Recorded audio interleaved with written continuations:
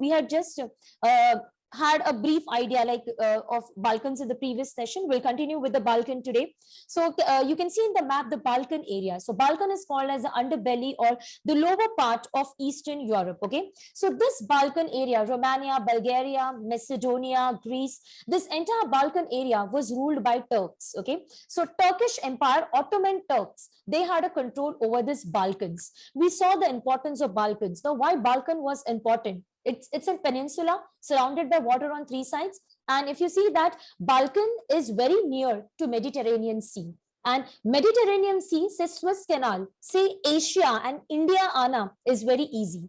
So the one who could control Balkan would control the Mediterranean Sea route and would have an upper hand over Suez Canal and with entry towards Asia. So as a result, major countries, England, France, Russia, everyone was interested in Balkans. Everyone had their own reason. Okay, originally Balkan, as I mentioned, was under the control of Turkey. Okay, but now we see that Turkey there was a national movement. Okay, so a revolution started in Turkey, and because of which Turkey's hold over Balkan weakened. Okay, Turkey underwent a revolution in 1908. From 1908 onwards, we see that Turkey mein revolution aata hai, because of which Turkey ka hold over Balkan started weakening, and iska advantage was taken by the major powers of that time. Okay, so England and France, they were interested in the Balkan. I mentioned the reason: Mediterranean Sea and access to Asia. That was the first thing. Now, even Russia was interested in Balkan. I gave you the reason in the previous session. The reason was that race. Russia ka jo race hai, it's a Slavic race, Slav, S-L-A-V, okay? And majority of the people of the Balkan, they belong to the same race, Slavic race, okay? Especially jo Serbia hai, wo to majority of the Serbians, they belong to the same race as Russians, Slavic origin. So Russia was mainly interested in this Balkan region because of the same origin, because of the same race, okay?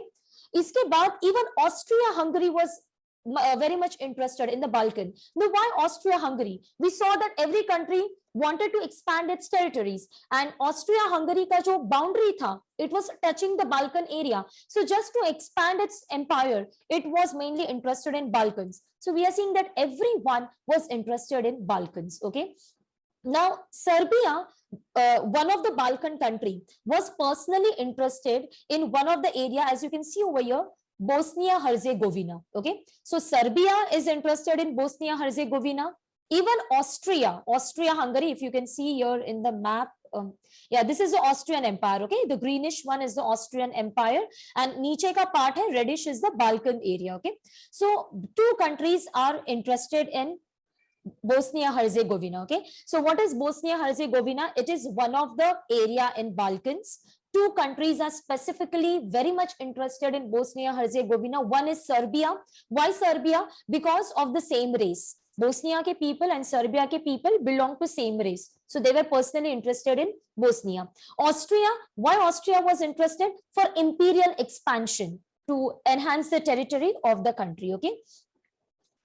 So all of a sudden, Austria, when it saw that कि Turkey underwent a revolution in 1908, जैसे Turkey में revolution आता है, and Turkey was at the peak of the revolution, and Turkey's hold over Balkans weakened, Austria took the advantage of the situation, and all of a sudden Austria attacked on Bosnia-Herzegovina and captured that entire area of Bosnia-Herzegovina. Okay, as soon as Austria captured this area, that increased the animosity between Serbia and Austria. Now, after capturing Bosnia, Austria के होने वाले जो Prince थे, होने वाले जो king थे, that is Archduke Francis Ferdinand. Okay, he was the heir apparent to the Austrian throne. That person and his wife, they just went to Bosnia's capital. Bosnia's capital was Sarajevo. Okay, so both of them, husband wife, you can see in the picture, Archduke Francis Ferdinand, he was the heir apparent to the throne of Austria-Hungary. He and his wife, both of them, they went to Sarajevo. Sarajevo was the capital of Bosnia for an official visit on 28th June 1914. And on the very same day, both of them were assassinated. So both husband and wife were assassinated by a Serbian nationalist Why Serbian nationalists? Because we already saw the reason. Serbia was personally interested in this area, okay, Bosnia, and Austria had captured Bosnia. So there was a person by the name Gavrilo Princip, okay. So Gavrilo Princip was the main person who assassinated both of them, and he belonged to a society. The name of the society was Black Hand or Union of Death, okay. So this society was the Society of Serbian Nationalists. All these Serbian nationalists, their basic aim was to unify all the people of Serbian origin into a single Serbian state. And as a result, they had that anger that they wanted Bosnia-Herzegovina, and that was captured. So with respect to that anger, they murdered, that is Gavrilo Princip, who was the person of this society. He murdered both of them, Archduke Francis Ferdinand and his wife. And this happened on 28th June 1914. So this is the immediate cause, assassination. We had seen Mains, M-A-I-N-S, right? Sorry, not Mains, Mania. M-A-N-I-A, Mania was the causes, right? Militarism, then aggressive nationalism, then we saw alliances, then we saw imperialism, and the last cause is assassination. So this is the last cause. Any doubt up till now? Any issues? No, ma'am. All right, so we'll proceed with, so today's lecture, we have to begin from here, immediate cause and the course of the war, okay? Now, after the death of Archduke Francis Ferdinand, Austria got a nice reason to trouble Serbia, and Austria gave an ultimatum to Serbia. Okay, so on 23rd July, Austria gave an ultimatum to Serbia, making some demands. Okay, 11 demands were made to Serbia, and only a time span of 48 hours was given to Serbia to accept those demands. Okay, and these demands, they were like those who were involved in the killing of the Archduke Franz Ferdinand should be handed over to the Austrian government. Serbian press was censored. Serbian had to surrender their foreign policy to the Austrian king. That is, they have to take all the decisions by taking the permission of Austria. So all such 11 demands were made to Serbia by Austria, and only 48 hours ka time span was given to Serbia to accept those demands. Okay. Now at that time, Russia comes into picture. Now why Russia is personally interested in Serbia? Can anyone tell me? I have already mentioned the reason. Can anyone give me the reason why Russia is Slavic? Yes, Because exactly. of the language. Yes, yeah. So Russia entered into this picture mainly because the first primary reason was the same origin, Slavic origin. And as soon as Russia said that I am with you, Russia assured military support to Serbia. Serbia rejected to accept the demands of Austria. Okay, so Russia supported and gave military assistance to Serbia, and after getting that military assistance from Russia, Serbia said that I'm not going to accept the demands of Austria, and this resulted into escalation of the war. And exactly 1 month after the assassination कब हुआ था? 28th June 1914 was the date of assassination. Exactly 1 month later, on 28th July 1914, Austria declared war on Serbia, and this is the beginning of World War I. So what is the immediate cause? The immediate cause of World War I is the animosity between Austria and Serbia. Okay. So Austria and Serbia, both of them were interested in one area, Bosnia-Herzegovina. Austria captured Bosnia-Herzegovina. Their Archduke visited the Sarajevo, capital of Bosnia. He was assassinated. Post that, Austria gave an ultimatum to Serbia, and the time period that was given was just 48 hours. With the support of Russia, Serbia rejected to accept the demands of Austria, and as a result, Austria declared war on Serbia exactly 1 month later on 28th July 1914, and this is the beginning of the war. Now let us try to understand the course of the war. Okay. Now Russia very well understood one thing, that if Austria emerged victorious, Austria will have greater hold over Balkan region, and this would enhance Austria's prestige and might in Europe. As a result, Russia in full swing mode started assisting Serbia. So Russia was providing all the military help to Serbia. Seeing this picture, Germany comes into picture. Okay, Germany now gave an ultimatum to Russia: retreat within 12 hours, otherwise Germany will declare war on Russia. Okay, so we are seeing that Austria and Serbia are main entities who are fighting. Serbia is being supported by Russia. Now Germany comes into picture from the side of Austria. We had seen an alliance, right? Germany, Italy, and Austria, GIA, right? So Germany comes from the side of Austria, and Germany gives a warning to Russia: retreat within 12 hours, otherwise be ready to face the war. Russia did not pay any heed to the Germany's warning. And as a result, on 1st August 1914, Germany declared war on Russia. Okay, so now 1st August 1914, it's Germany against Russia. Now at that time, France, if you remember the alliance for FER, France, Russia, and England were in the same camp, right? So France decided, see, Germany's immediate neighbor was France. So France decided that let us help Russia. Otherwise, you never know, Germany later on, just in the name of imperialism, would attack on us also. And in a way, we had seen that France had that grudge, that humiliation. So they wanted to take the revenge as well. So at that time, France decided to support Russia. And as soon as France declared that France is supporting Russia, immediately on 3rd August 1914, Germany announced war against France. Is this clear? Any doubt? No, Olivia, ma'am. Rizwana, yes. Pravat, any issues? No, ma'am. Is this No, very ma'am. clear? Austria, No, ma'am. Serbia Yes, fighting no, ma'am. together. Russia entering into picture, helping Serbia. Since Russia supported Serbia, Germany gave warning to Russia. Russia did not pay heed. Germany launched war on Russia. France आता है Russia के side से, Germany declared war on France. Okay. Now Germany का strategy था, Kaiser William II का strategy था to enter into France via Belgium. Now why Belgium? Because taking into consideration, you can see over here, Germany and France के बीच में there is a small country Belgium. Okay, so it was easy to attack on France via Belgium because this area, it is geographically not feasible. It is covered by Alps mountains and lofty rivers, so it is not feasible to attack on France via this Verdun area. So it was easy to attack on France via Belgium. Okay, so Belgium se easy ho jata. So what German king did, German king went to Belgium king and took his permission. German king said that we just want a route to attack on France. We are not interested in attacking on Belgium. You just give us a way out to attack on France. However, Belgian king denied to do so. Okay, but here there is a twist. All these countries did not know about a secret treaty between Belgium and Britain, and even Germany was not aware about this treaty. So Belgium and Britain had a secret treaty called as Belgium's neutrality. So what is this neutrality treaty? Britain ने Belgium को बोला था, in future, whenever there will be a war, you have to remain neutral. You will not take any one side, okay?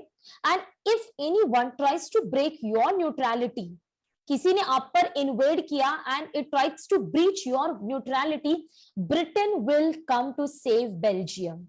So this was a secret treaty between Belgium and Britain, Belgium's neutrality. Okay, so according to the treaty, Belgium should remain neutral.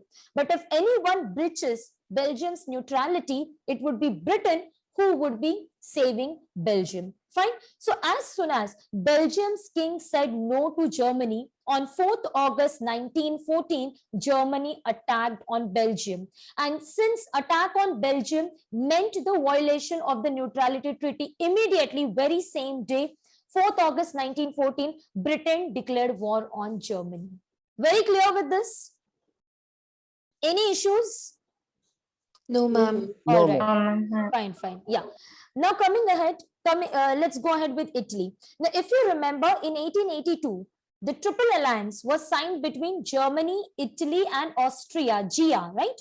Now, Italy was on the camp of Germany. But then during this time, so officially, Italy should have joined the World War I from the side of Germany. But we see that all of a sudden, in 1915, England bribed Victor Emmanuel III. He was Italian king. Okay, so England bribed Victor Emmanuel III, insisted him that you joined World War I from the side of England. Post World War I, Italy would be rewarded with the territories.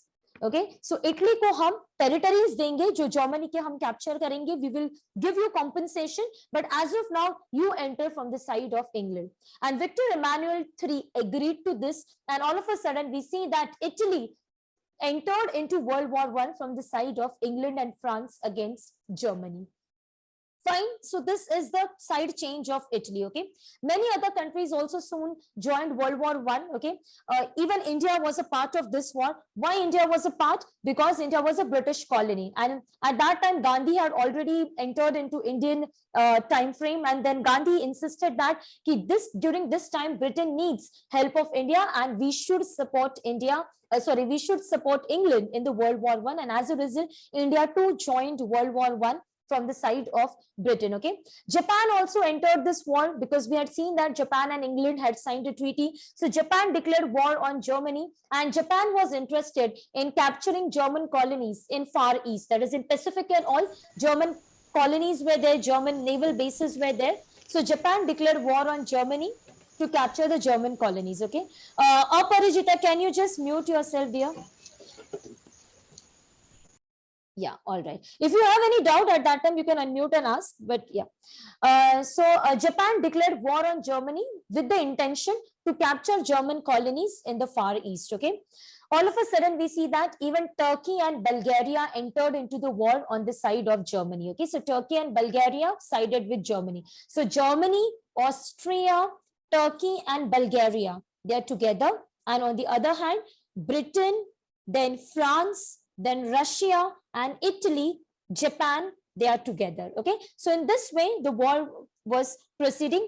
Now we had seen allied powers and central powers. Okay, so Britain, France, Russia and their allies, they were called as allied powers. So even India was a part of allied powers, being a British colony. And the remaining one, Germany, Austria and their allies like Turkey and Bulgaria, they were called as the central powers. Okay, now war was fought in different fronts. So mainly two fronts were there. One was the Western Front and one was the Eastern Front. Okay, so Western Front was between Germany and France. So Germany was fighting on the west with France, so it was a Western Front, and the Eastern Front was between Germany and Russia. Not only this, war was fought at the sea, it was fought in the Middle East countries, it was fought in the Ottoman Empire. So broadly, the entire sphere of the world was involved in this war, and as a result, we call it as the first big war of the world. Okay, now talking about the fronts, so Western Front, Eastern Front, war at sea, we will be discussing this. So this is the Western Front. Okay, so this is a Western Front, Germany entering into Belgium, and via Belgium, Germany entering into France. So that is called as the Western Front. Okay, so this is a Western Front. Okay, we'll proceed with the Western Front. Okay, so the war began when Germany.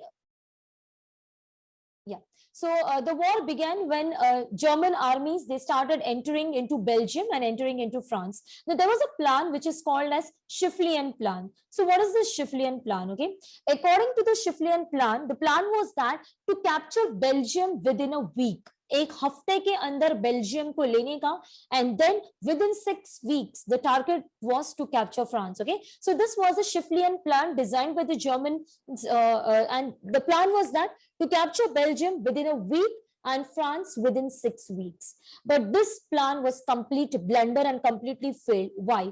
इन्होंने ये expect नहीं किया था कि Belgium would resist, but due to strong Belgium resistance, instead of 1 week, it took 2 weeks to capture Brussels, capital of Belgium. Okay, and this delay in capturing Belgium gave sufficient time to Britain and France to organize themselves. तो ये 2 हफ्ते का जो delay था, उस delay में Britain started organizing itself and also French army, and now they were ready to face Germany. So now it was very clear via Belgium they will be entering into France. So French army and British army together met the German forces in a very famous battle, Battle of Marne. Marne, it's a river which is near some 15 miles away from the capital of France, Paris. Okay, now what was the Schifflian plan? To capture France within 6 weeks.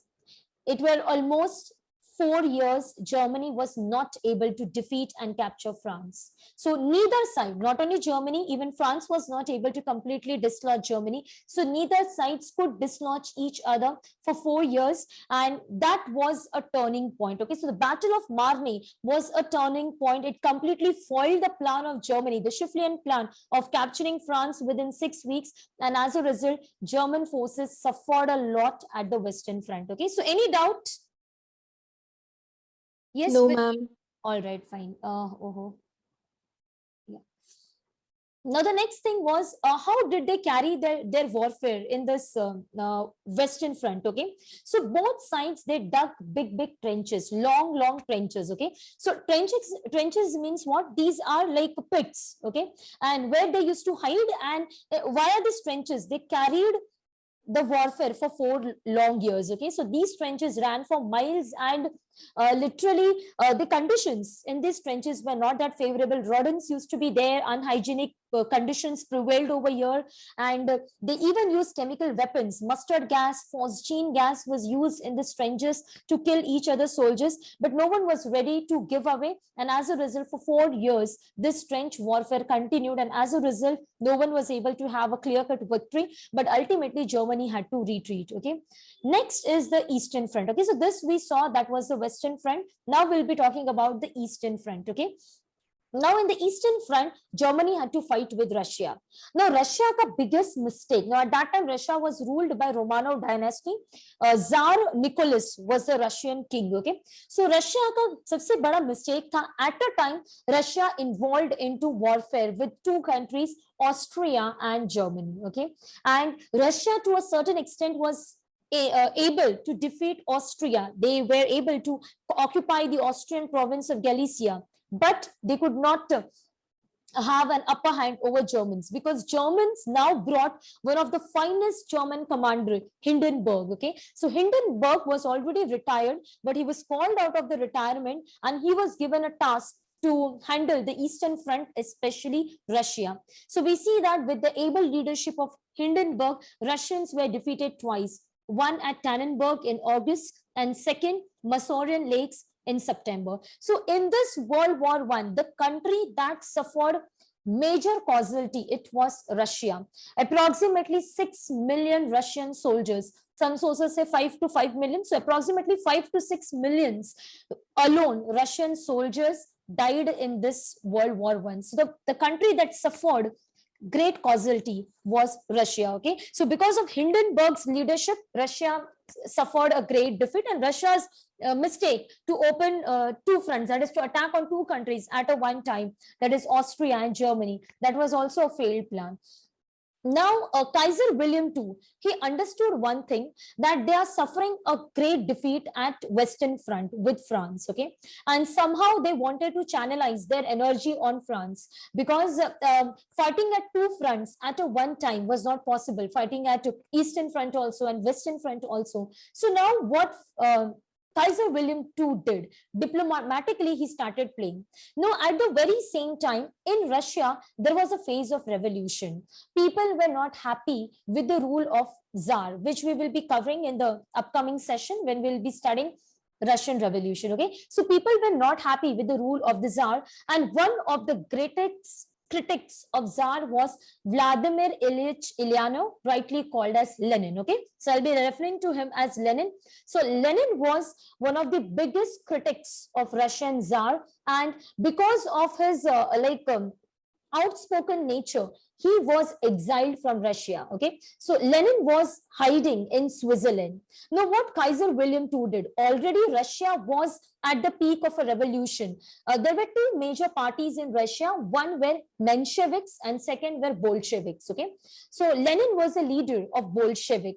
So what Kaiser William II did, Kaiser William II promised Lenin that I will help you to enter into Russia. And already the climate of Russia was quite volatile. People were waiting for Lenin's entry into Russia. So Kaiser William II knew that once Lenin would enter into Russia, Lenin would capture power, Lenin would form the government. So Kaiser William II assured Lenin that I will facilitate your entry into Russia. I will help you to enter into Russia. I will help you to seize power and form government. But you promise me on forming the government, you will be exiting from World War One. So Lenin decided yes. Lenin said yes. And with this, ultimately in 1917, we see that Lenin entered into Russia. With Lenin's entry into Russia, world's first communist government was formed in Russia, which we'll be studying in detail in the upcoming session. So Bolshevik government, that is a Lenin's party, came to power with the communist revolution in Russia. And as promised, he made an agreement with Germany that we are exiting from World War One. So officially, Russia signed a peace treaty with Germany in March 1918, known as the Treaty of Brest-Litovsk. Okay, so according to this treaty, Russia exited from the World War One. Is this clear? Any doubt up till now? How did Russia exit from this World War One? Yes, ma'am. Clear, everyone? Yes, Yeah. ma'am. All right, fine. So when we talk about India's contribution in World War One, so India also contributed, and approximately many soldiers participated in this war, and India played a very important role in Gallipoli, in the Battle of Gallipoli. It was in Turkey at that time, and but Turkey managed to emerge victorious, okay, in the Battle of Gallipoli. But yes, Indian soldiers played a very important role, especially in the Battle of Gallipoli. Not only in the Battle of Gallipoli, they were fighting in Egypt, they were fighting in Mediterranean Sea, everywhere Indian soldiers were fighting, and that was the political will at that time. Okay, so just a second, I need to open the door.